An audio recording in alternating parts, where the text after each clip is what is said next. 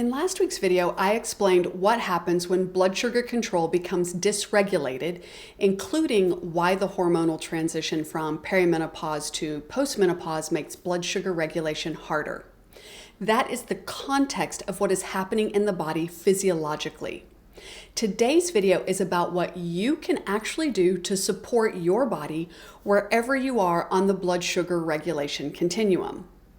The two levers related to food that support healthy blood glucose levels are, number one, how much glucose gets in, and number two, how quickly it gets in.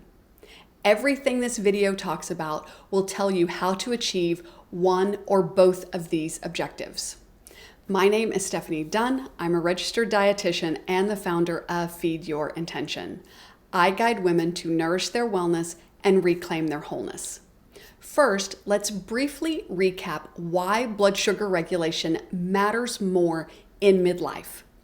During the menopause transition, insulin sensitivity decreases, meaning your body has to work harder to clear the same amount of glucose from the bloodstream that it easily handled before your hormones started changing. This is a physiological change that means your body may simply not be able to handle the same foods that you ate in your 30s. I want to be clear about what I'm saying though. This isn't about losing weight, although that might happen when you adjust your diet to support healthy blood glucose levels. And it's not about clean eating per se, although I certainly am a fan of that. Eating for healthy blood glucose levels is about supporting the body that you have now so that you don't suffer the unwanted consequences of chronically elevated blood sugar levels. Now, as I mentioned, the first and honestly most impactful lever that we have for supporting healthy blood glucose levels is how much glucose gets into the body at one time. Starchy carbohydrates like bread, pasta, rice, potatoes, etc., are essentially thousands of glucose molecules linked together in long chains. When you eat starchy carbs, your digestive system breaks down those long chains into individual glucose molecules.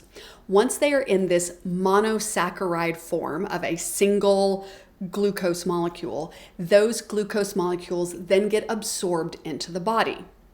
Once that glucose is absorbed, the pancreas responds with insulin.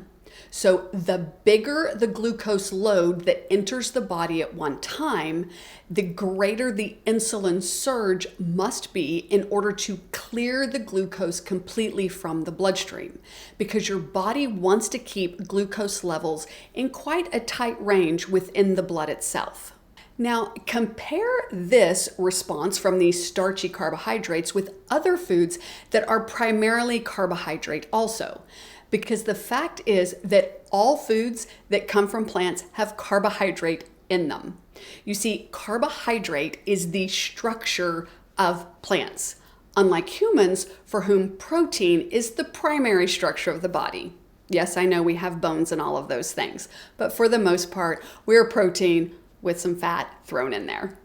So anytime we eat a plant food, whether that's vegetables, fruit, or legumes, the primary macronutrient that we are getting is carbohydrate. However, the amount of glucose in, say, broccoli is significantly lower than the amount of glucose in any kind of rice. Plus, these vegetables, fruits, and legumes that are primarily carbohydrate-containing foods also contain fiber, which matters a lot, as I'll explain about when we get to the second lever, and a lot of water, which helps to dilute the glucose concentration within the food itself. Even carrots and grapes, which many people consider to be high in carbohydrates, aren't high in carbohydrates. They deliver a relatively small amount of glucose to the bloodstream compared with crackers or pasta, even when those crackers or pasta are whole grain. The second source that is a significant glucose load is sweetened foods. And I don't just mean foods that we think of as sweet, like desserts and treats, although those are certainly included. I mean any food that has been sweetened, including ketchup, barbecue sauce, many salad dressings, bacon, granola bars, and many bottled beverages. All natural sweeteners, whether that's sugar, honey, agave, etc., deliver a concentrated amount of glucose and fructose to the bloodstream very quickly. Now, fructose is another simple monosaccharide that gets taken directly to the liver out of the bloodstream, and the liver converts it into glucose. So even fructose contributes to blood glucose levels. Sweeteners, whether they are added by us, like when we put sugar in our coffee or jam on our toast, or sweeteners that are added by companies to foods like ice cream and flavored yogurts, are easily digested and quickly absorbed into the bloodstream. So the more added sugar is in a food, the more glucose will get into the blood at one time. By reducing the amount of glucose in the foods that we consume for any given meal or snack, we reduce the amount of glucose that gets into the bloodstream at one time. The less glucose there is in the blood, the less insulin will be released, and the faster the glucose that is present will be absorbed into the cells. So, for example, let's say you need a mid-afternoon snack. If you choose a handful of baby carrots and a quarter cup of hummus, so a quarter cup of hummus is about 2 ounces or 1/4 of most hummus containers, then you'll consume approximately 7 grams of carbohydrate from the baby carrots and about 10 grams of carbohydrates from the hummus, depending on which brand you choose, for a total of about 17 grams of carbohydrates. Now, compare that to a very popular oats and honey granola bar that has 29 grams of carbohydrates. That's a big difference in the amount of glucose that your body will need to handle once it has digested that snack into the individual nutrients that can then be absorbed into the body. In the example I just gave, we touched on the third source of bigger glucose loads in our diet, which also starts to lead us into the second lever that we have for healthy blood glucose levels. Processed foods tend to concentrate the amount of glucose in them because the fiber and water that nature puts into plant foods has been removed, and the glucose that is in them tends to enter the bloodstream more quickly. Not to mention that many processed foods have sweeteners added to them.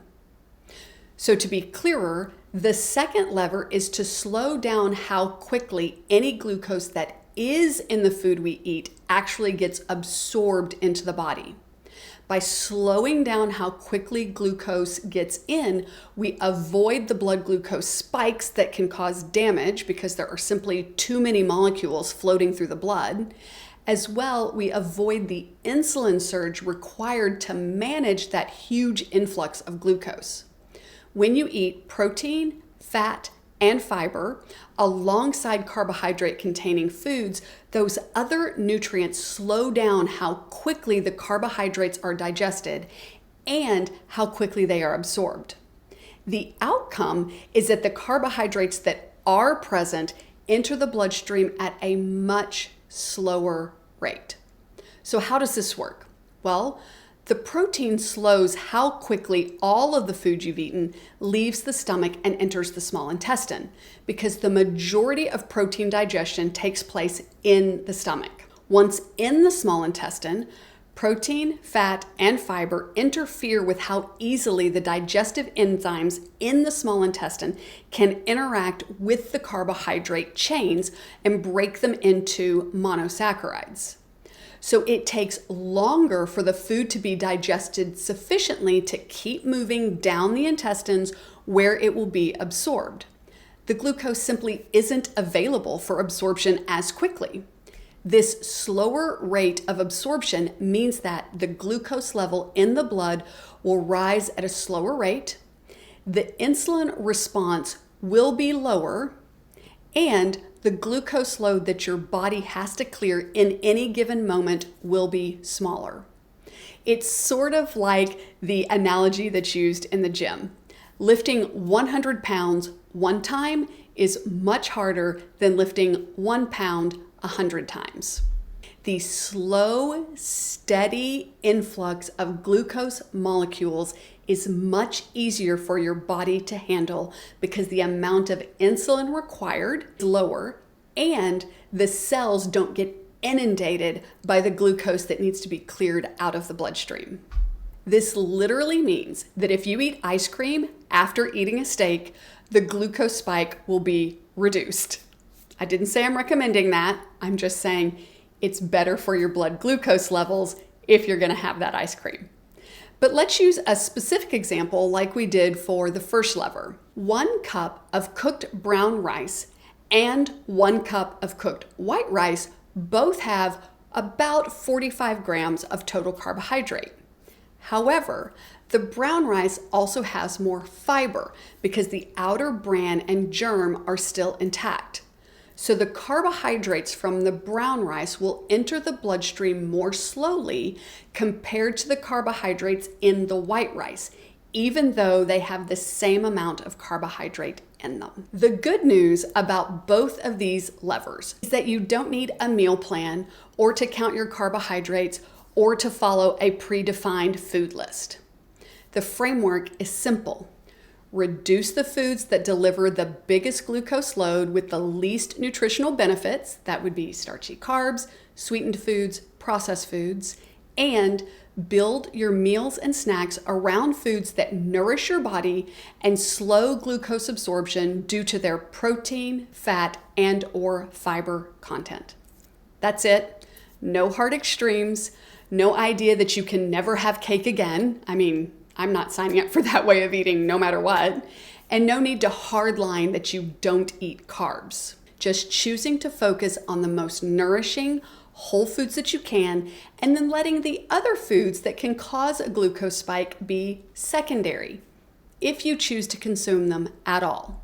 Now, I do want to put one caveat on this, and that is if you are already working with a healthcare practitioner in order to manage your blood glucose levels, please don't make any changes to the way you are eating until you have talked to them about changes that you want to make, because you are already in process with a way of eating that is meant to ultimately support healthy blood glucose levels, which is what we are looking for. Now, if you do decide to make these changes, I want you to notice how you feel, both immediately after you eat and throughout the rest of your day.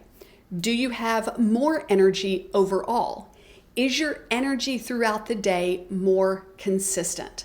All of this is information about how your body is handling the nourishment that you are giving it. And as we know from last week's video, during the menopause transition that happens in midlife, our bodies need extra support in order to regulate our blood glucose levels effectively at this time in our lives.